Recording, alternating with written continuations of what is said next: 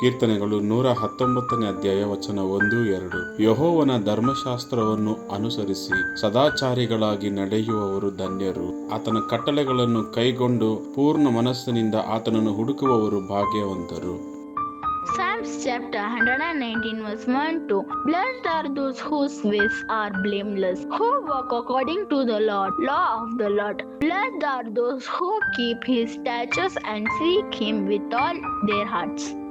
भजन संहिता अध्याय 119 वचन 1 और 2. क्या ही धन्य है वे जो चाल के खरे हैं और यहोवा की व्यवस्था पर चलते हैं. क्या ही धन्य है वे जो उसकी चितौनियों को मानते हैं और पूर्ण मन से उसके पास आते हैं. சங்கீதம் 119 அதிகாரம் 1-2 வசனங்கள். கர்த்தருடைய வேதத்தின்படி நடக்கிற உத்தம மார்க்கத்தார் பாக்கியவான்கள். அவருடைய சாட்சிகளை கைக்கொண்டு அவரை முழு இருதயத்தோடு தேடுகிறவர்கள் பாக்கியவான்கள்.